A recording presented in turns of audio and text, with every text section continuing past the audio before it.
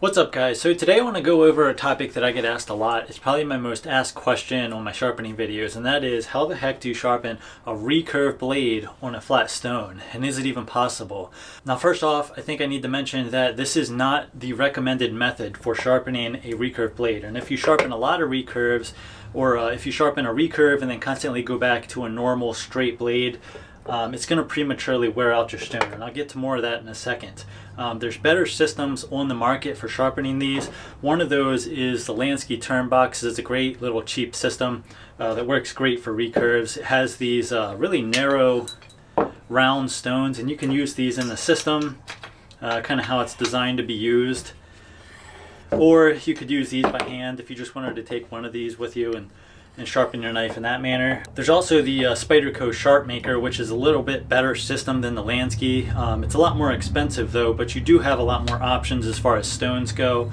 The biggest downside to the Lansky, or this small little Lansky system, is it doesn't come with coarse enough stones. Now you can buy those stones separately. I'll leave links to all this stuff down below so you can kind of do your own research on it, but this is kind of going to be the method that I would use if you were sharpening a lot of recurves. Now the other option that you have is Edge Pro actually makes narrow half-inch stones that you can use by hand. That's also going to be a relatively cheap option for you. Now what does that kind of leave us with when we're talking about flat stones for sharpening recurves? Maybe you only have one recurve like I do that I sharpen like once every 6 months.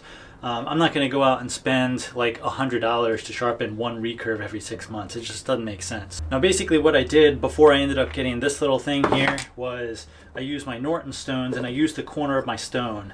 Now let me bring you in here and I'll show you what we kind of have going on, and I'll give you a couple tips or a couple things to look for if you plan on doing this.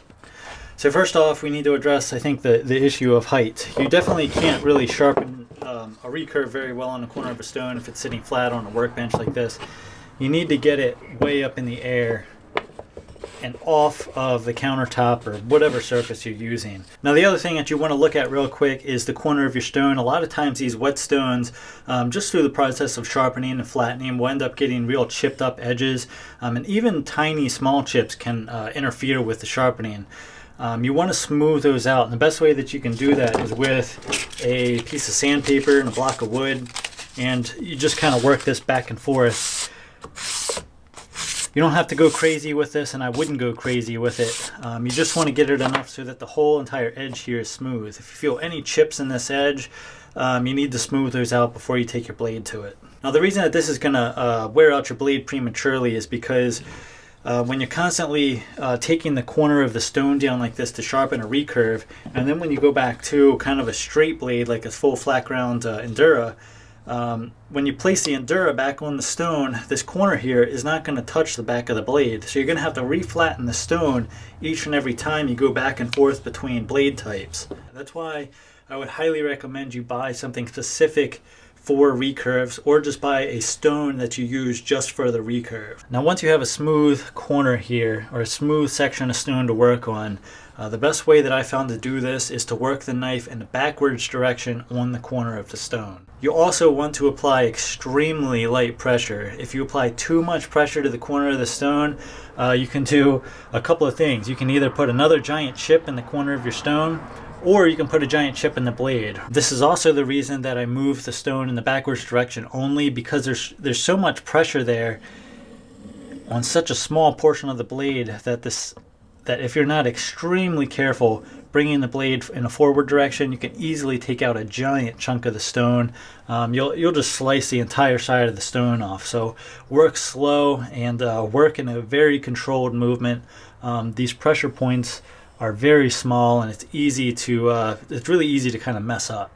Now stropping is really no different. We're just going to strop on the corner of the strop, and again, you want to use super light pressure on the corner of a strap like this, because too much pressure on a soft leather strap like this Knives Plus strap lock will wrap over the edge of your knife and will round off the edge. Now it's still going to feel sharp even if you round off the edge. It'll still shave and do all that stuff, but it's not going to have that like super crazy sharp hair whittling edge that I think most of us want. Now with harder, smoother leather, you can use more pressure and not really worry about rounding over the edge, but with most of the strap, or most of the leathers that the straps are made out of, you really do want to apply very light pressure. And I'm kind of like splitting this up into two sections. I'm kind of doing the recurve section on the corner of the strop and the belly and the tip of the blade on the flat portion of the strop.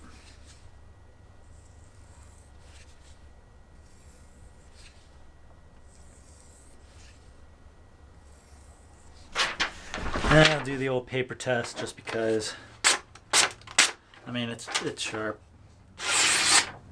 I mean, even down here towards the recurve area.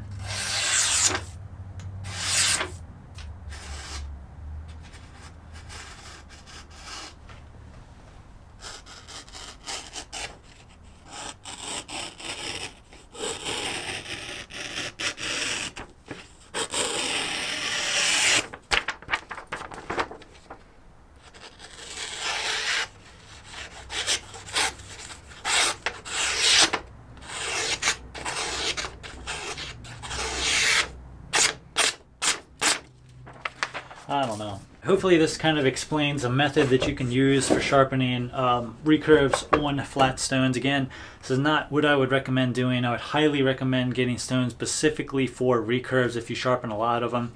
But if you're like me and you only have one recurve that you sharpen like once every 6 months, you can definitely use this method, but it will prematurely wear out your stone. So hopefully this video is helpful.